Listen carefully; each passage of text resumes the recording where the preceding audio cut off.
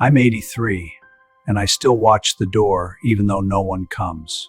I don't know when it started, maybe after the house became quieter than before. Or maybe it was always there, and I only noticed once distractions disappeared. Each evening I sit in the same chair, facing the front door quietly.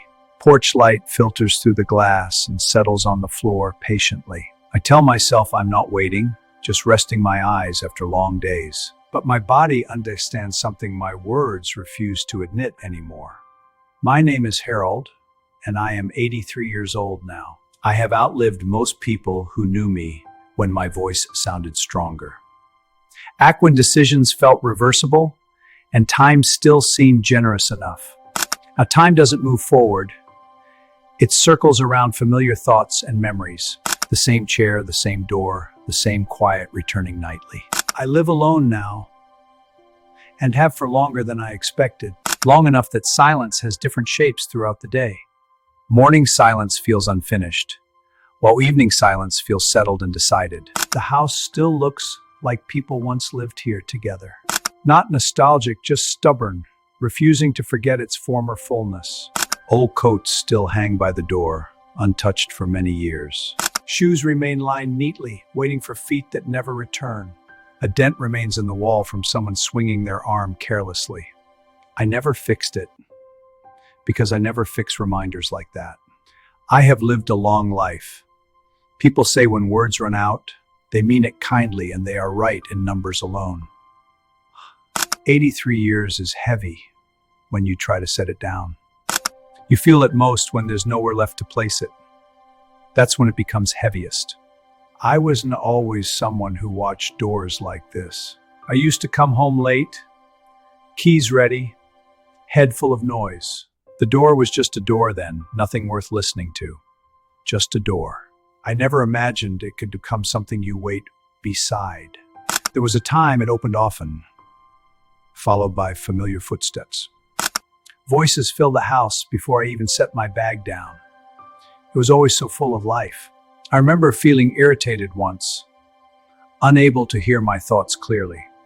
I would give anything now to be interrupted like that again. Back then I thought silence was peaceful, something earned over time.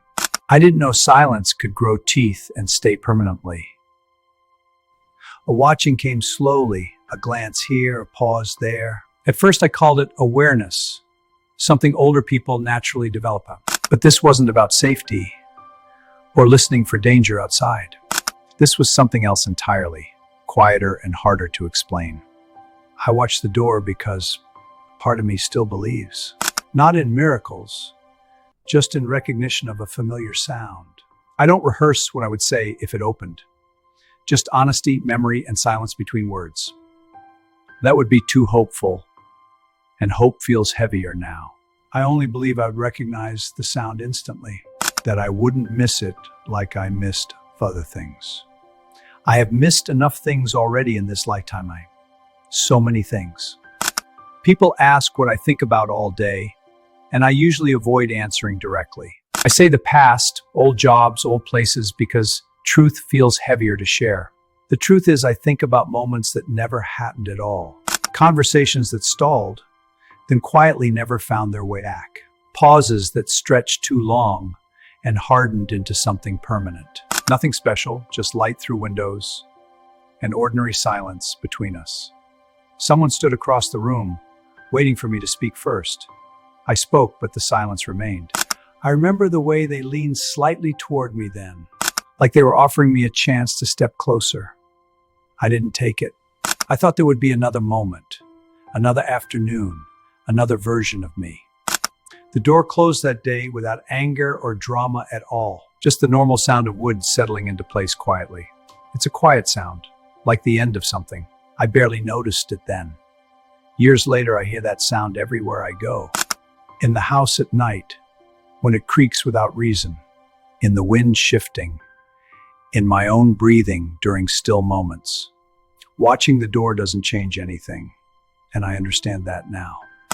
It doesn't bring anyone back or rewrite what already happened, but it keeps me connected to the man who still notices, the one who believes arrival is different from only watching things leave. I don't speak about this often because it makes people uncomfortable. They prefer endings that feel resolved and explained clearly. I don't have that kind of ending to offer. What I have is a chair, a door, and memory, and the understanding that some habits are meant to be carried. There was a time I believed waiting was temporary, like holding breath briefly. I thought you endure it, then exhale, and everything continues normally. I didn't know some waiting never ends, only settles inside quietly. I believed important things would return if I stayed patient enough. That belief made delay feel safer than speaking honestly. I called it being careful, but it was fear wearing manners. I stood far enough away from moments to avoid choosing, but waited on the other side of that hesitation. Not forever. Nobody waits forever. One winter evening still returns, dark, early, cold against the windows. The phone rang while I pretended to be busy at the table. I let it ring, trusting there would be another chance. There wasn't. I watched the door instead, though the phone was what mattered. I remember the sound when ringing stopped completely. The silence afterward weighed more than any words could. I never called back, not from anger, just belief in later. Later is a dangerous word, gentle sounding, offering no guarantees. A house emptied slowly after that, absence arriving in pieces. Each loss felt manageable alone, but together they hollowed me. Adaptation looked like strength, but inside I was shrinking. I learned to eat alone, to hear my footsteps echo. At some point, I left the porch light on longer, not hoping, just not wanting darkness to greet anyone. The door itself never changed, only my relationship to it did.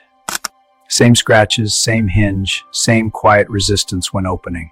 I never fixed it, maybe wanting to hear the effort required. I don't expect anything anymore. Expectation is too loud now. What remains is quieter, sitting beside me without demands. Sometimes I imagine the door opening without any words spoken, just recognition, understanding how much time passed between us. Other times imagine not knowing what to do next. That thought keeps me still in this chair. I don't regret my entire life, only the empty spaces. Moments where something should have happened but didn't. They linger, unfinished. Those gaps never close. They become part of the structure. Watching the door doesn't fix anything. It only means I didn't stop noticing. If the end comes while I'm sitting here, that feels right. Paying attention to what remains instead of what left. It's what we have left that matters. I don't need the door to open anymore. I just need to stay with it a little longer. If you're listening, you don't need to do anything. You can sit with this or let it pass quietly. I'll be here for now, watching the door.